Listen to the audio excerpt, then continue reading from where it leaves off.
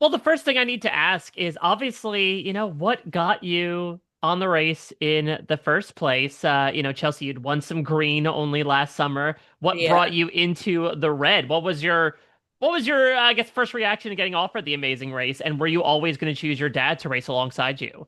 Good question. I Great question, Mike. I was like, why?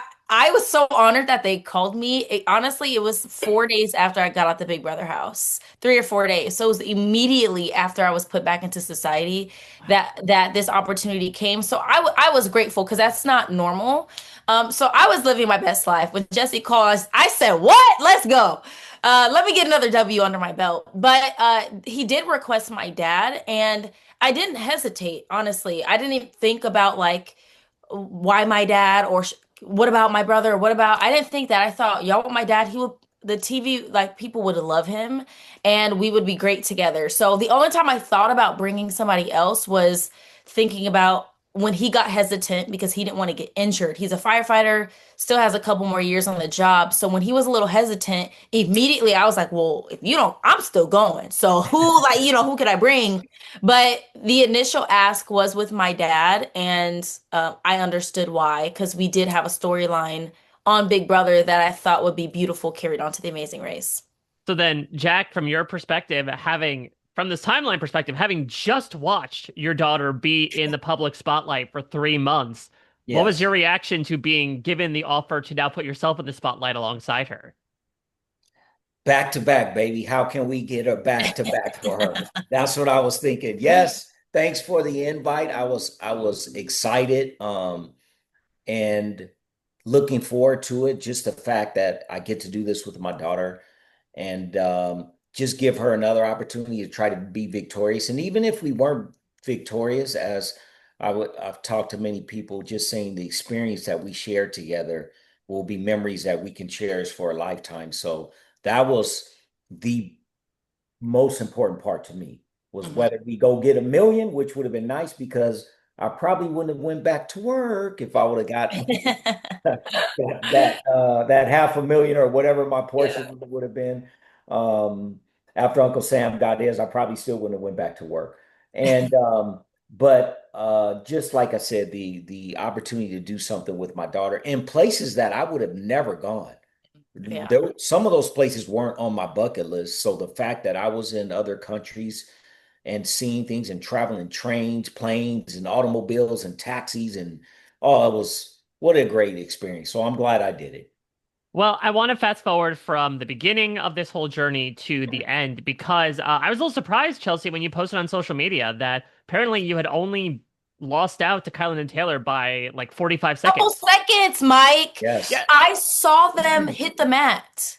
So what they don't show, for obvious reasons, when we got to the tower where the pit stop was, we pulled up and we knew we were at the right place because we saw production. And that was usually a signal. Like when you're making Mhm. it to the pit stop, you start to see the cameras near you. You're like, okay, The Phil's somewhere. drones. Yeah. The drone, you're like, Phil is close. We're in the right place. Especially for people who couldn't navigate. We were like, where are the cameras at? Somebody help us. Yeah. So we get to the parking lot, but then we realize we're in the wrong parking lot. We That were in the parking production lot. production lot. Ah.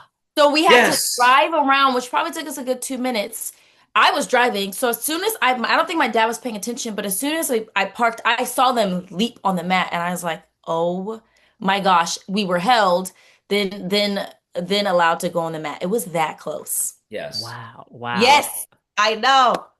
Well, let's talk about some more unseen things because a lot has been brought to light, of course, on social media, and something that I think would, I imagine, almost directly contribute, if not indirectly, to your elimination was the fact that Jack, you were injured. Your worst nightmare came true on the race. Talk a bit more about that. How did that come to be? What did that involve?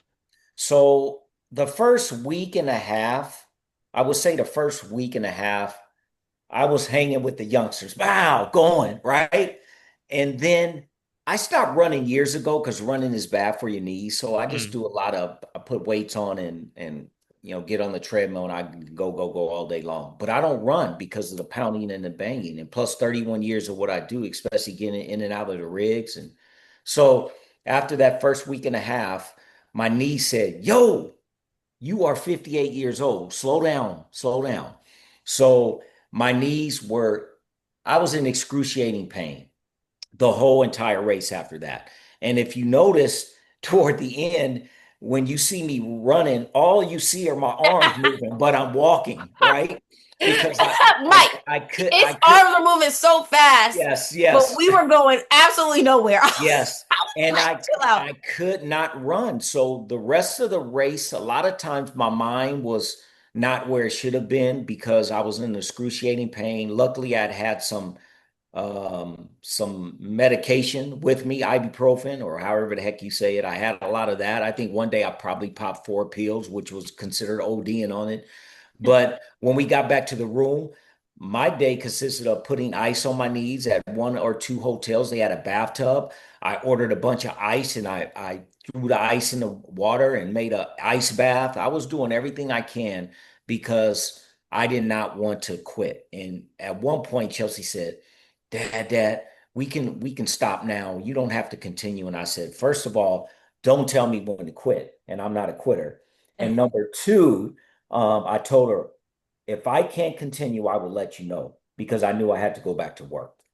But Yeah, I we knew it had that wasn't a, conversation like mid-Grease, yeah, and Wow. it wasn't as noticeable, like because other legs, whether we're driving or on leg, we were so far apart from other teams that you're not really seeing like we're not really seeing other teams, so you're just in your own bubble. But when we're in Greece and everything is so close to each other, and you just see teams like popping Yeah. around, and we're just walking. yeah, That was the point where I was like, and I saw him in so much pain. We literally stopped mid leg, and I said, "We can like, who do I talk to? Production. We can end this right now. Like we've made it 9 legs. This is insane." So they don't see the behind the scenes of how bad it actually was. That we were. There was one point the creator of the show when we were going to the medieval place. He was like, "This is the amazing race. Run!" I said, "Bertram, you better change the title of this show because we've been walking, brother." I don't know what to tell you. This all you gonna get some arms, and that's about yes, it. that's So about yeah, it. But Mike, so you saw the episode, the one before that, when we did the SHIT bricks, right? And when we Yes. were running, so when we got to Izzy and Paige and we saw them get out to the spot before us and they were heading the field, did you see me sprint past them? So my yeah, knees, he was my not gonna knees were quit. hurting, but we didn't know where Natalie and Steph were. Yeah. So we didn't know if we were going to be last. So I said, "Oh no, here we go. Come on, knees." And I talked to my knees and we just took off sprinting and we passed them up and beat them to the mat. So when I had to put it When in he had to lock overdrive, in, he locked baby, in. I put it in overdrive. Come on now. Well, listen, your knees may be ailing, but what was ailing maybe worse may have been your sense of direction. Because I want to talk about this navigational Oh, thing. I mean, it's something that got talked about from the very beginning, and it's something that did lead to every second counted as you were talking about, and obviously you end up falling, missing an hour essentially, getting back to where you started with the flowers. So was there like a common thread going on? Do you feel like there was an error that you kept making throughout your time on the race? Mike, you Yeah, had to go there, huh? You had right. to And go that there. was such a good transition. You're so I good at your I I job. had I had to go there, but I got You, a little you, lost along the way, to be All fair. right, all right. I'll let so her give her part, and then I'll give my part. Go okay, ahead. so quick. The strategy was my dad navigates, I drive. I was like, he grew up on maps. He does this for his job, where he tells the driver on the truck where to go. I didn't find out till literally yesterday or 2 days ago that he wasn't that good at that job as a firefighter. So I was like, I could have known this going into the race. I just found this out, Mike. But the common thread was, well, a few things. We just got unlucky with some people who gave us direction because you can run into people who just give you really bad direction. We ran into a couple of those. But also, what we didn't do was just sit and you feel the need to rush while writing directions.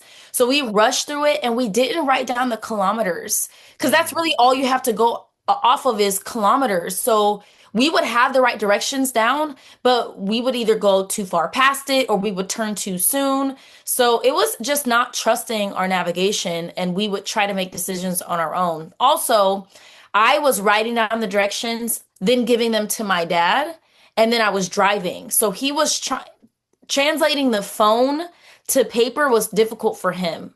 And so I was writing it down, hand it to him. I would get in the car. So our strategy was just off, Yes. and we couldn't find our rhythm. And you feel so rushed. You feel like you don't have time to sit and figure out what works. So Hmm. that's my take, Dad. I don't know if you have anything. Yes. And Mike, what I would say the biggest thing is, and we saw this after the show. Well, we knew if you notice Izzy and Paige after they always took their time Mm. in their taking down directions. Chelsea and I would hurry up and rush, and we're off. And Izzy and Paige didn't do a lot of running either because Izzy had bad knees. She had surgery also. Yeah. So she was walking half of the race as well. So, but they were really efficient on their directions in terms of getting that from people. What I struggle with, Mike, was the biggest one was first of all, you're in other countries, and when you're looking at their phones, it's in their language. People don't understand that. They think, oh, just look at someone's phone. No, it's in another language. And then they don't have street signs, Mike. They don't have street signs. We grew up every, big old street signs. You go right, left, you can see.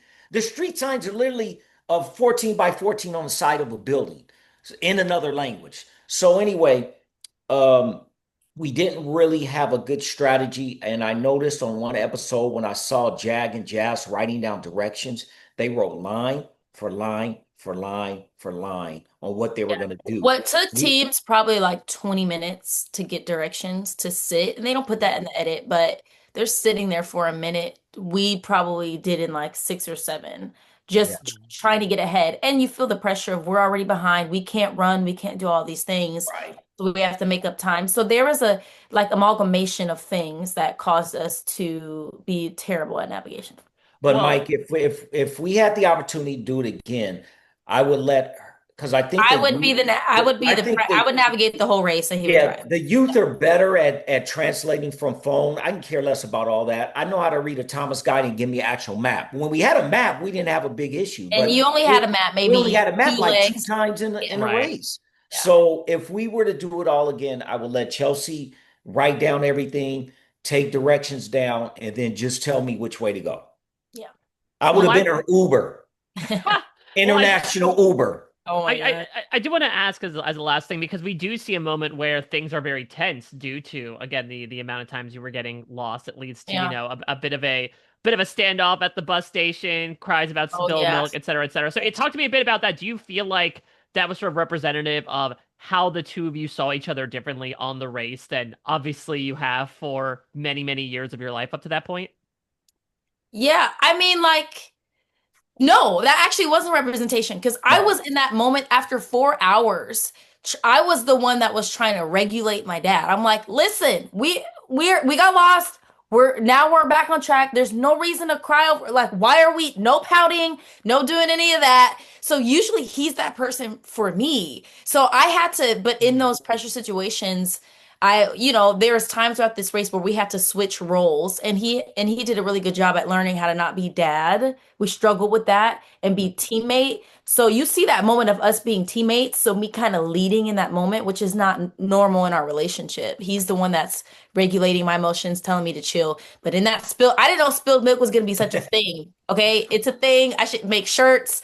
But I was like, dude, chill. But it did show how frustrated, and what they didn't show is I wasn't frustrated with my dad, and he kept feeling that I was frustrated with him. I wasn't. Mm. I was frustrated at the reality that we're just lost. I'm frustrated at the thing. So we had to get over those bumps. But y'all saw our frustration of like we're over getting lost. Like somebody come Yeah. find us, please. So Mike, here's the thing about that. No, that wasn't a representation of our relationship. She explained. We actually did well. We argued, but every single team is going to argue. I guarantee you that whether they showed or not. Probably Jazz and Jack didn't because they were doing everything great and they didn't have to argue. Oh Same my with God. Eric and even Eric and Tucker had a little disagreement on the cheese Yeah, yeah. race part. So I will tell you this: when we had the spilled milk session, it was because I don't like losing. We do not like losing, Mike. Yeah, but And we yeah, thought for to put a bow sure. on it, Yes. I was like, the race is not over till it's over, and pouting is not gonna help aid this. So I was like, my big brother hat got on. I'm like, oh, no, So, no, figure it Mike, out, get your emotions but intact. but check this out, Mike. Not only we got lost, and that was a leg of the race where we had to do a lot of walking. So Hmm. we were up and walking down up hills during what country were we in when we distilled milk? I can't even remember. We were in Romania. Romania. We were going up hills, down hills, through parks, through neighborhoods, and we had been lost for 3 hours. My freaking knees were killing me so bad. Then I'm thinking we're last place, and then I'm thinking we're going to go home. We're not going to be able to experience any more parts of the world. That's why we got into our spilled milk conversation. But it Well, was listen, it was great. I mean, I appreciate you all spilling the tea about spilled milk and Yep. beyond. Because I think, again, this is an incredibly special experience. I think it does mean a lot that you have a winner of Big Brother say that this was the greatest experience of her life. Yeah. And Yeah. it's clear that even in spite of the injuries and the directions and everything, that you two have such a love and respect for each other that bore Mhm. out through that time you stepped onto the mat. And so, we're so grateful to have experienced that. And I'm so grateful to have talked with the two of you today about everything. This is such a pleasure. All Thank you, right, Mike. Mike. Good to see you always. Yeah, Thank you, good Mike. to see you as always. All the best to you and yours. And yeah, have a good Thank one. Thanks you. again. Thank Okay, thank you. you. Have a good one. Bye.